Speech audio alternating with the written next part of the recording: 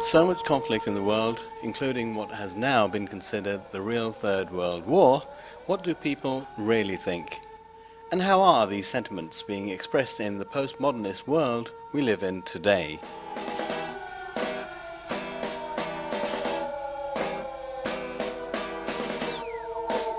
I'm against the war in Iraq. Against it. Against the war, absolutely, yeah. I'm against all wars, and I'm against this war in Iraq in particular.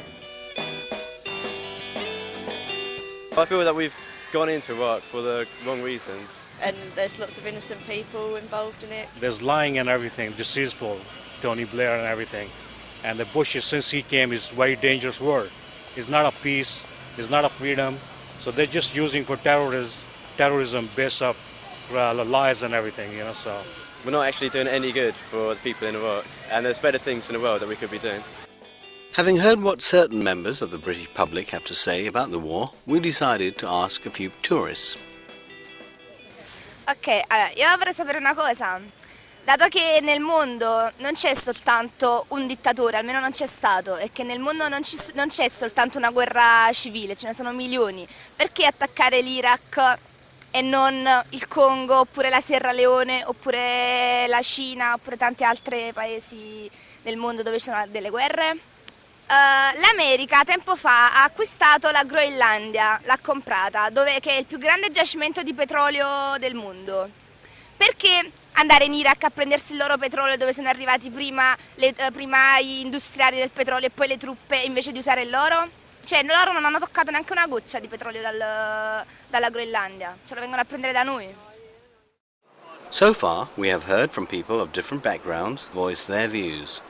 In a moment, we'll be speaking to a long-running campaigner just outside the Houses of Parliament. All we are saying is give peace a chance.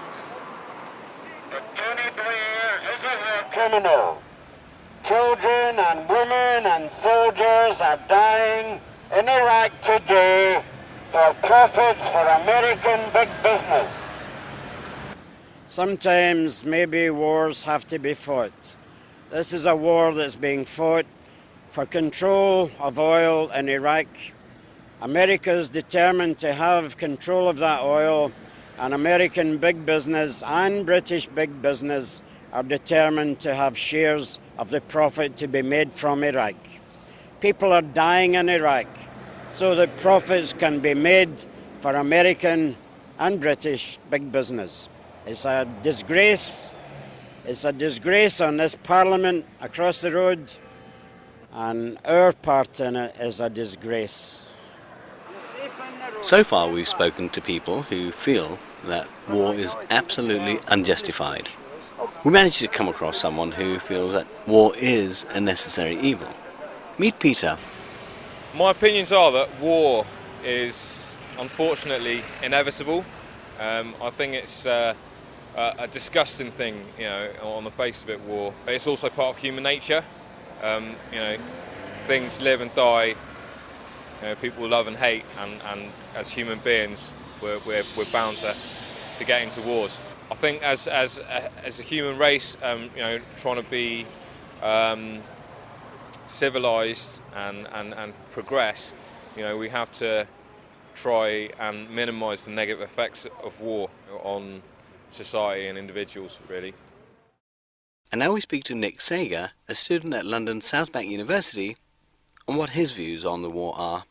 The old wars where people fought to defend their country, is an entirely different case to the wars that we're having ever since the mid-70s, late 60s with Vietnam onwards. So, to me, I think modern war, the wars we're having lately, are a joke. They're for political gain and they're for money. But I think music is always a good tool to get the message across. It's the international language, if you like. And music's always been a good vehicle to reach peace.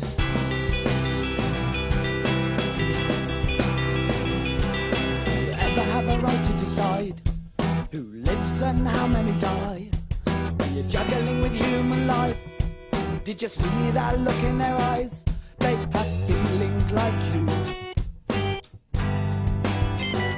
It's your brother, you fool. What you gonna teach those kids in school?